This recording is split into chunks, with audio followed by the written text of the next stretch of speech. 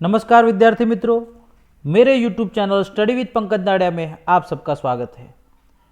विद्यार्थी मित्रों, आज हम कक्षा 8 द्वितीय सत्र में हिंदी विषय में इकाई 2 जिसका शीर्षक है कच्छ की सैर के बारे में चर्चा करेंगे। तो शुरू करते हैं आज का वीडियो। सबसे पहले हर इकाई में जिस तरह से दिया जाता है उसी प्रकार इसमें भी एक QR कोड है जिसे आप स्कैन करके इस इकाई से संबंधित वीडियो वगैरह प्राप्त कर सकते हैं। इकाई का शीर्षक है कच्छ की सैर। कच्छ गुजरात का सबसे बड़ा जिला है और इस इकाई में जिस तरह का यह शीर्षक हमें सूचित करता है, इस इकाई में हम कच्छ की सैर करेंगे, यानी कि कच्छ जिले के बारे में और कच्छ की विशेषताओं के बारे में जानेंगे, सीखेंगे और कच्छ की अलग विशेष पहचान प्राप्त करेंगे। ज़्यादातर लोग कच्छ को रेगिस्तान की वजह से जानते हैं, लेकिन कच्छ का एक दूसरा भी पहलू है जिसके बारे में बहुत कम लोगों को पता होता है और इसीलिए लेखक श्री हरेश ढोलकिया ने कच्छ की सैर पाठ लिखकर, एक निबंध लिखकर हमें कच्छ के बारे में बताने का प्रयत्न किया है।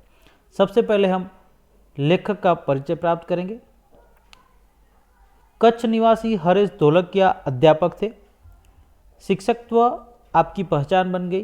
पूर्व राष्ट्रपति श्री APJ अब्दुल कलाम के बहुचर्चित विंग्स ऑफ फायर पुस्तक का आपने गुजराती भाषा में अनुवाद अगन पंख शीर्षक से किया है। शिक्षण कार्य के आपके अनुभव, संशोधनात्मक लेखन कार्य तथा पत्रकारित्व आपके लेखन के क्षेत्र है। कच्छ मित्र में आप सुरखाब स्तंभ अंतर्गत लिखते हैं। आपका सर्जन कार्य अंगदनो पग, 400% आनंद तथा शिक्षण संबंधी गुजराती साहित्य लोकप्रिय है। तो ये लेखक के बारे में बात है कि लेखक बहुत प्रसिद्ध लेखक है, कच्छ के निवासी है, कच्छ में रहते और अध्यापक थे और इनका मुख्य सर्जन, साहित्य सर्जन गुजराती भाषा में रहा है। जैसे कि प्रमुख है उसमें अंगदनो पग और 400% आनंद। अब इस इकाई में हम क्या सीखेंगे इसके बारे में बात करते हैं। तो प्रस्तुत इकाई में आपने कच्छ का परिचय कराने का प्रयास किया है, यानी कि लेखक ने, जिसमें कच्छ एवं इर्द गिर्द के दर्शनीय स्थानों का परिचय कराया गया है। इस इकाई में अपनी संस्कृति का आदर, अपनी विरासत का संरक्षण, देश प्रेम आदि मूल्यों को विकसित किया गया है। यानी कि इस इकाई से हम छात्र विद्यार्थी क्या सीख सकते हैं? तो संस्कृति का आदर करना, अपनी विरासत का संरक्षण करना, रक्षा करना, देश प्रेम आदि। यहाँ आपकी रचना कच्छ यात्रा का भावानुवाद प्रस्तुत है, यानी कि इनकी जो यह रचना है कच्छ यात्रा, इसका अनुवाद हिंदी में प्रस्तुत किया गया है। यह एक यात्रा वृंत है। यहाँ सुंदर सुरखाब पंछी का तस्वीर दी हुई है और कच्छ की एक प्रसिद्ध लोक संस्कृति है, वहाँ के लोगों की, उसका एक चित्र दिया हुआ है। हम पढ़ते जाएंगे, पठन करेंगे और साथ साथ इसका सारांश भी समझेंगे। विशाल भारत में अनेक दर्शनीय प्रांत है। प्रांत का मतलब होता है क्षेत्र है, प्रदेश। सबका अपना महत्व एवं सौंदर्य है। गुजरात उनमें से एक अनूठा राज्य है। अनूठा यानी निराला है, अलग है। गुजरात का एक विशिष्ट जिला है। अब गुजरात में भारत ही इतना सुंदर अद्भुत देश है और इसके अंदर जो राज्य है वे भी बहुत सारे सुंदर है, अद्भुत है, अलग अलग विशेषताएं रखते हैं।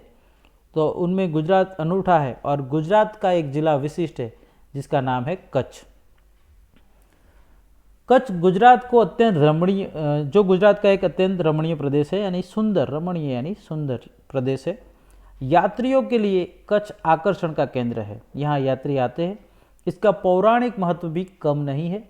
अनेक दर्शनीय स्थानों के वैविध्य के कारण इसे म्यूजियम या हिंदी में संग्रहालय भी कहा जाता है या कह सकते हैं। ओके, कई बार पूछा जाता है कि कच्छ को म्यूजियम या संग्रहालय क्यों कहा जाता है? तो अनेक दर्शनीय स्थानों के वैविध्य के कारण इसे म्यूजियम कह सकते हैं या संग्रहालय कह सकते हैं। कच्छ में प्रवेश करते ही हमें रेगिस्तान के 2 भाग देखने को मिलते हैं, एक छोटा रेगिस्तान और दूसरा बड़ा रेगिस्तान। इन दोनों में रेगिस्तान जैसा कोई लक्षण दिखाई नहीं देता, रेत कहीं नजर नहीं आती, अतः यह अनूठा रेगिस्तान है। प्रश्न ये भी पूछा जा सकता है कि कच्छ का रेगिस्तान क्यों अनूठा है, या कच्छ का रेगिस्तान अनूठा रेगिस्तान क्यों कहा जाता है। तो कच्छ का जो रेगिस्तान है इनमें कई रेगिस्तान जैसे कोई लक्षण दिखाई नहीं देते, रेत कहीं भी नज़र नहीं आती, इसीलिए इसे अनूठा रेगिस्तान कहा जाता है। अब बात करते हैं आगे। सामखियाली को हम कच्छ का प्रवेश द्वार कह सकते हैं। कच्छ की यात्रा यहीं से आरंभ होती है। तो कच्छ का प्रवेश द्वार किसे कहा जाता है? सामखियाली को।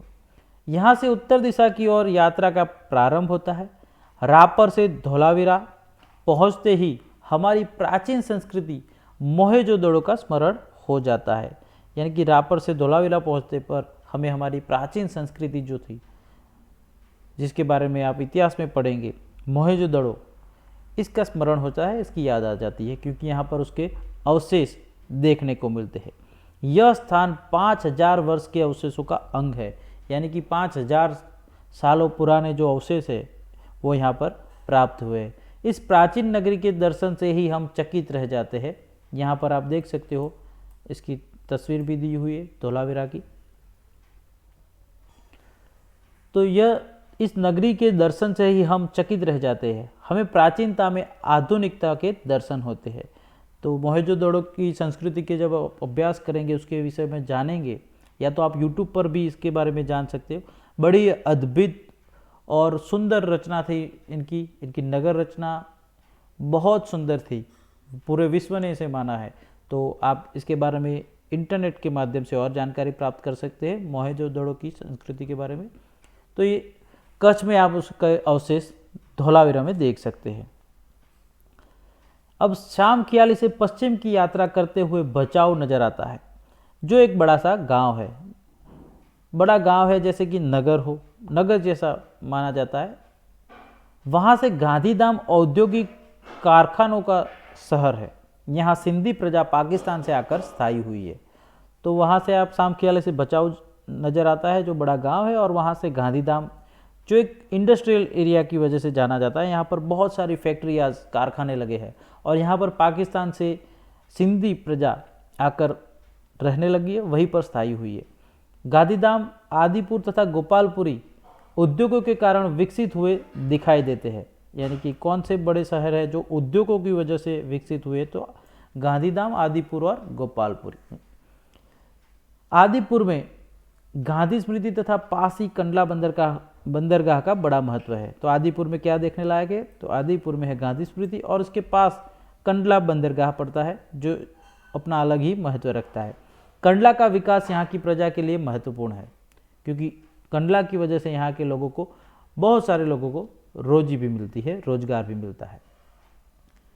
कंडला से दक्षिण की ओर भद्रेश्वर अति प्राचीन जैन यात्रा धाम है। तो कंडला से दक्षिण की ओर चले जाओ तो भद्रेश्वर नाम का जैन यात्रा धाम है, जो बहुत पुराना है।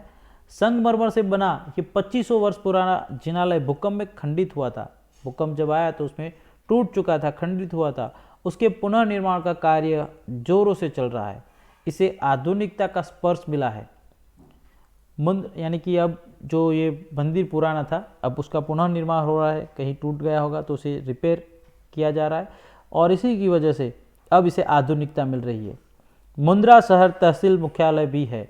तो मुंद्रा यहाँ का तहसील मुख्यालय है, और यहाँ पर भी मुंद्रा में भी बंदरगाह है। यहाँ अनेक प्रकार के उद्योगों के विकास के कारण विकास की दिशा खुली है। समुद्र के किनारे बंदरगाह विकसित हुआ है। यहाँ कुछ प्राचीन इमारतें भी है। समुद्र के किनारे तटीय यात्रा करते हुए हम मांडवी पहुँचे, और मांडवी बड़ा ही सुंदर दरियाई तट है। मांडवी अति सुंदर बंदरगाह है, बड़ा प्राचीन नगर है। यह शहर राजा के महल, पवन चक्कियों तथा समुद्र तट के कारण अधिक दर्शनीय बनता है। तो मांडवी क्यों जाना जाता है, या मांडवी की विशेषताएं क्या है? तो यहाँ पर राजा का महल है, पवन चक्कियाँ है इस यहाँ पर, जिसे आप बिल्कुल पास से देख सकते हो, और समुद्र तट है, यानी कि दरिया का किनारा है, जहाँ पर आप दरिया में स्नान कर सकते हो और दरिया का मजा ले सकते हो। यहाँ VRTI ग्राम्य संस्था है, और 72 जिनालय है। पास ही बिदड़ा गांव में अंतर्राष्ट्रीय अस्पताल भी है। तो मांडवी बहुत ही देखने लायक है। इसके अलावा यहाँ लिखा नहीं है, मांडवी में समुद्री जहाज़ों को बनाने का अड्डा भी है, जहाजवाड़ा है, जहाँ पर जहाज बनाए जाते हैं लकड़ी से। तो ये भी देखने लायक है, यदि आप जाओ तो वहाँ जाकर आप देख सकते हो। मांडवी से आगे चलते डुमरा, कोठीरा, सुगरी और जखो महत्वपूर्ण गांव है। तो ये गाँव के नाम है, कच्छ के गांव है डुमरा, कोठीरा, सुगरी और जखो। जैनों का प्राधान्य यहाँ पर नजर आता है, यानी कि जैन धर्म के लोगों का प्राधान्य यहाँ है। बहुत सारे जैन इमारतें, जैन धर्म से संबंधित कई चीज़ों के अवशेष यहाँ से मिले हैं और कई नई चीज़ें भी है, आधुनिक चीज़ें भी है, मंदिर है और धर्मशालाएं भी है जैनों की। तो जैनों का प्राधान्य स्पष्ट रूप से यहाँ पर देखने को मिलता है। नलिया शहर तहसील का केंद्र है, यानी नलिया एक तहसील केंद्र है। यहाँ वायुसेना का मुख्य अड्डा भी है।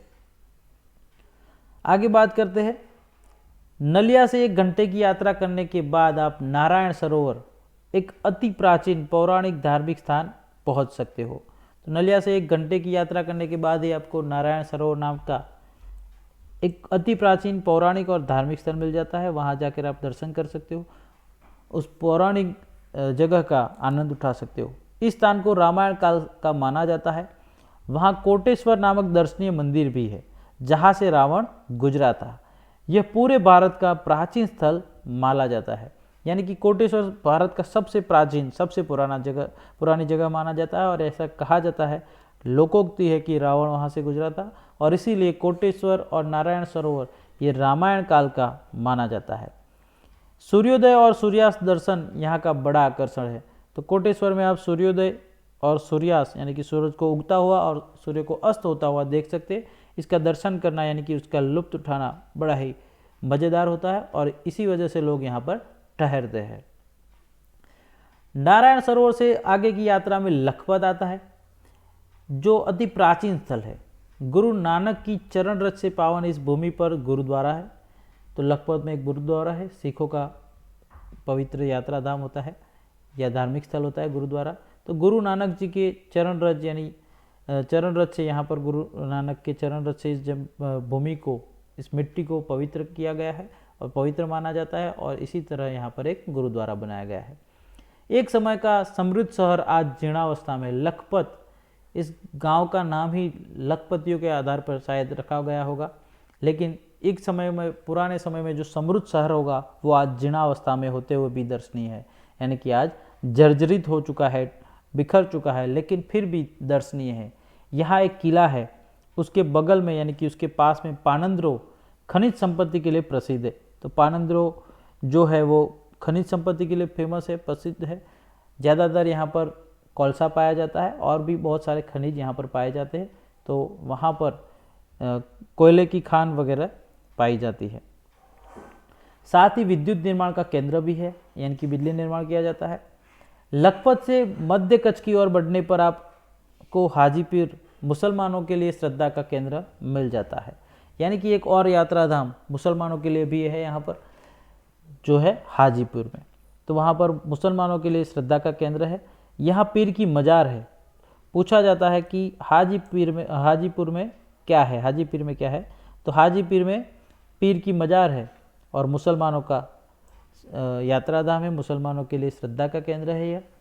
रेगिस्तान की झांकी यहाँ से होती है, यानी कि हाजीपुर से रेगिस्तान की झांकी होती है, दर्शन होते हैं। रास्ते में माता का मठ नामक धार्मिक स्थान भी आता है, माता का मठ, जहाँ पर एक मंदिर है, देवस्थान है ये, जहाँ नवरात्रि के पर्व पर लोग पद यात्रा करते हुए आते हैं, यानी पैदल चल के आते हैं और श्रद्धा भाव से दर्शनार्थ आते हैं और आगे जो दर्शन करने के लिए यहाँ पर आते हैं। ये मंदिर नीचे ही है, ज़मीन पर है, ना ही कोई पर्वत वगैरह के ऊपर नहीं है, लेकिन इसका धार्मिक महत्व बहुत ज़्यादा है, इसलिए लोग यहाँ पर श्रद्धा से आते हैं। आगे नखत्राणा प्राकृतिक नज़ारों का केंद्र बना हुआ है। रास्ते में चक्स, पुरेश्वर मंदिर, वांटाय जैसे मनोहारी प्राचीन स्थान भी है, यानी कि छोटे बड़े बहुत सारे गांव, नगर, प्राचीन ऐतिहासिक विरासत को अपने अंदर समाये हुए कच्छ के अंदर बहुत सारे देखने को मिलते हैं।